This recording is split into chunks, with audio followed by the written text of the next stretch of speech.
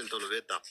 Tokkoffaa namni kuni akkuma beekamu sabboontu anaan guyyaa takka wal arginee akka namaallee waliin deemnes waliinillee bakka hundattillee walii dhiyeen hin qabnu garuu mucayyoon tun akka nama maatiin nama isin waliin ganama galgala akka Dubaayitti ol baatee gabbaa turte. Dhugaa rabbiititti dhuguma rabbii yoo dubbanne jechuudha. Viidiyoon ija kiyyaan argee sile waan kana hatta baabaa illee feekii waliin dalagu bahe aga jedhu dura sii gayan dhuguma rabbii jechuudhaaf maal waan kana eeguu fayyaa qulqulluu qabaate. Anis na dhageeffadhu buleso na dhageeffadhu wal jaalannaa wal amannaa wal kabanya tokkoffaan akka Dubaayitti atiif gara laafoon afaan caalee garaan keessa miskiinummaa keessan to'annattu. Miskiinummaa isin qabdan dhibbas irraa beekaa jechuudha. Akka nama kaawwalee waan afaan kanaan dubbattan caalee garaan keessan duwwaadha. Dhuguma rabbii sii maal geruu indee viidiyoo akkam jechuudha jaran akka kalee dhaqee birii shaniin gargaaraanoo isheetti duwit gotee haasa'u dubbii kana maal jedhaa ture jechuudha. So maaliif siin jedhee nam tokko qaama keetti eegalattee argite ati guddaa biyyi kanu qabduu jedhee namni mul'is amanaa jira. Waan feete kiisii keetti illee baaftee gargaaruu dhabdu miskiina xaarii feeteen eessadattee qarqaaraa turte. Nama kana yoo dharas taate eebiin namaa gishee tokkotti hin saaxilamu beeku uma kamuu yoo taate jechuudha. Maaliif eeguu fidha argeera waa'ee kaayiroo faarsiti argee jira. Viidiyoo san amma lafaatiin si ergaan atumti dhageeffadhu. Warri kaayiroo waan barbaadde isin ajattu viidiyoo duwit irra godhuun qabdu sa'aatii isin kuftee harka kan kee keessa jirtu kana. Amma maarree viidiyoo duwit irratti hin qabdu godhuun qabdu jettaniimi kaase.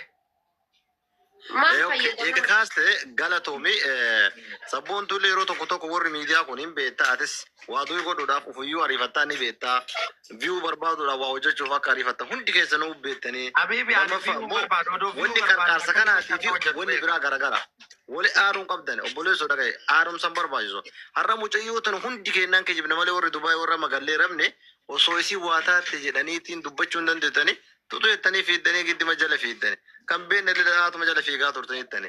Amma rakkoon feete isin qabattu rakkinni feete jiraatu qarqaaraa jirta hundinuu ima qarqaaraadha. Waan qarqaartanii yoo dhabne yoo tanne agas maal godhu wal jala fiidda yaa kibar nama tokkochitti keetti murii nama galchaa ture. Asirratti amma ilaageetta ilaala. Namni gaafa akkana paabliik irratti ol bahee haadhafaa ta'e tana argu as masal bichaano yoo dandeette gargaarsisi yoo dadhabde dhiisi ani viidiyoo kaasee jira.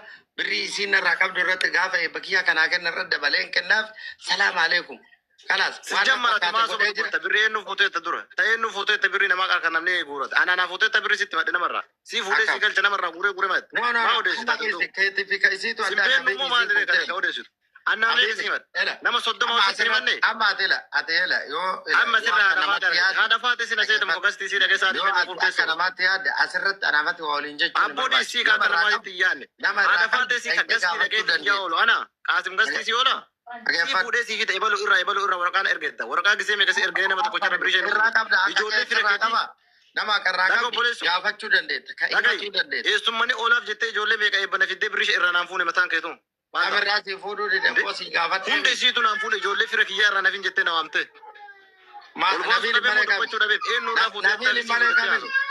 nabiin maali hundi isiitu maqaa namaadha isin hin jennani maqaa ibaluudha isin hin jennani maqaa namaadha ijoollee beektu nabiin malee kamime buleesso dhaabi waan akkanaan dubbatin iyyuu eebiidha sirraayyuun tolu iyyuu walumaa galatti yoo gargaaruu barbaade gargaari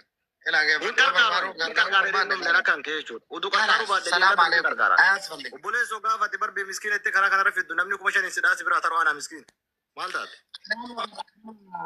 waliin dubbachuun nurraan tolu kaaso yoo dhugaa isinii man hin jaalattani kijiba naasa'in asirra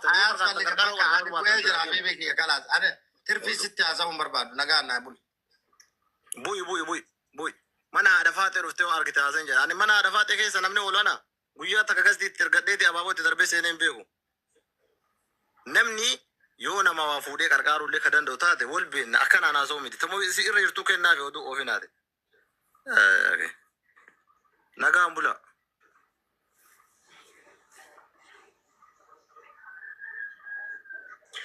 buqqee guddaa kanatti diree boodhatee akka qotiyyoo warra kennaa tokko uf jalaa kaasee ari'ee ka'ee nagayaan bulaadhee bu'aa namicha gasti gubbaa taa'ee nagaa naasayaa jiru.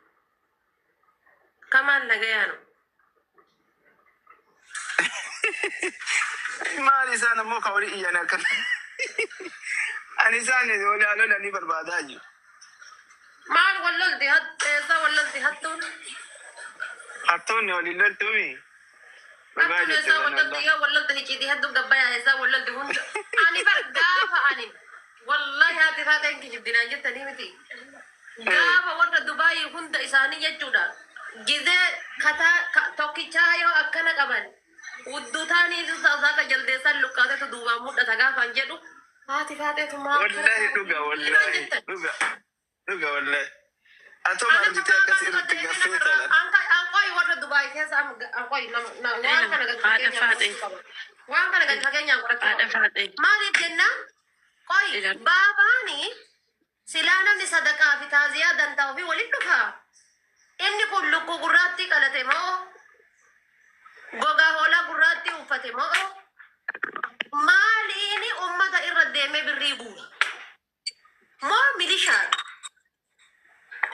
maaliin jedha baraan wallahi ka gaafina tobere milishaadha moo maaliin ashkaritu jirre ada faadena maaf gurani moo injiru maa namni ergamu jiru inni ashkariibe sanii fi asiifachi fiiga namni ergamu jiru kaa diqqaa waan ta'eef inni asiifachi fiigaabe namni ergamu jiru namni biraa isuma bakka ergamara ush bakka ergamara ush kijibaanillee isuma nama maaliif ergamu dida siira taa'ee sirratti viidiyoo duwwii hojjetare in argatu kanarraa homaa waan kiisii keeyatu leebaabe achibbee garaachaani bee hin kutata namni kana fuudhi jedhee arge gimaashi ka isaati narraa hin argatu kaan sabaan boontu hin cadhisu kuulama jimmaan keessa galte takka jedhi kaa inde ani laa sitti maana dhagayaadha faate biyyeesi nyaadhe wallahi ani dulaali haasa'uu danda'e laayiviti jabanadhe haasa biyyeesi nyaadhe keessan na dubbisi waan baabaa takka takkaasiima baaba jechoon wallahi nama gammachuu namaa hin jaalanne waliin turree miyaasi waggaa 5 ana beeka waa inni haadha dhiisisa boontu atillee amma dhiisime